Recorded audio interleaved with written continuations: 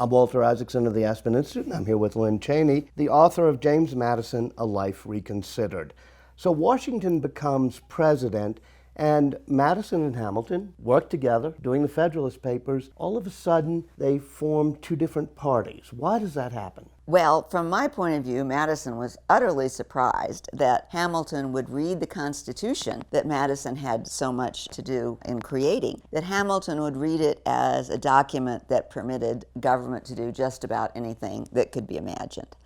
And as Madison saw it, that was the destruction of constitutional government and the republic. And so they were at loggerheads and stayed at loggerheads for the rest of their lives. Now, what happens early in the Washington presidency is the economy gets pretty good, in fact, maybe too good, overheated, there's a bit of a bubble. Hamilton takes some credit for it, but Madison also says that it's an error to think that government has no role in improving the economy. What did he mean by that? Well, Madison should be credited with the philosophy that gave us a stable government. Countries flourish economically for many reasons, but one is when the government is stable. And Madison, with his thinking at the Constitutional Convention, gave us that notion of balance that leads to stability. And rule of law and contract and things like that. And so what was Hamilton's view? Hamilton's view was that he and a handful of other really smart, and though he wasn't really rich, he always thought that smart people eventually ended up rich, knew better than everyone else. And that the rich and well-born, he called them, which is a little ironic since Hamilton was neither, but that the rich and well-born should have an undue influence and that the federal government would be the tool. And also one of their splits, though, is when Hamilton does a report on manufacturers, he's envisioning a nation that's really a manufacturing and industrial nation, whereas Madison and Jefferson and the people who form what is sort of called the Democrat-Republican Party back then, or that we call now, they're looking at a nation more of farmers, agrarian, and also people who are not involving centralized banking control. Is that right? Exactly. And 95% of the country was, in fact, agrarian at that point.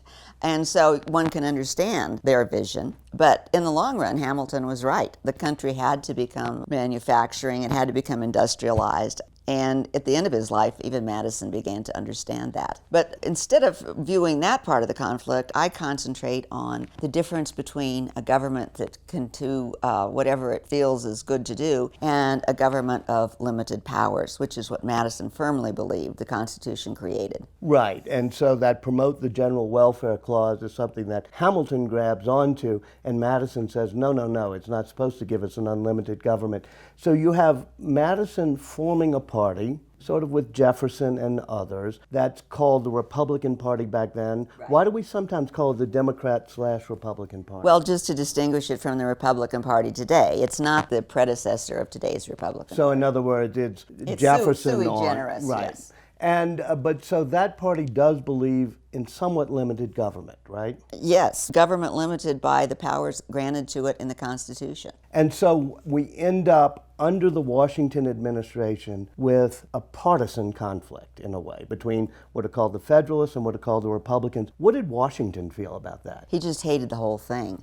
He wanted everybody to get along. But unfortunately, I don't know how you want to look at it, he didn't really help people to get along because he was attached to Hamilton and tended to follow along with whatever Hamilton proposed. So basically, Washington and his successor, John Adams, what we call Federalists, they're under the sway of Hamilton, and people like Jefferson, Madison, and Monroe break off to form another party. Exactly. But Jefferson remains friendly with Washington, and Madison remains friendly to Washington, right? I don't think so.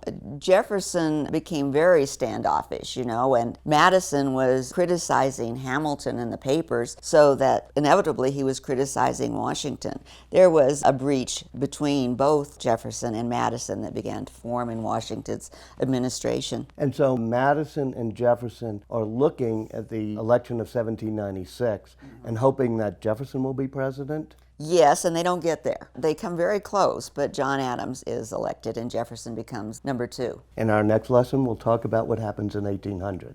Thank you.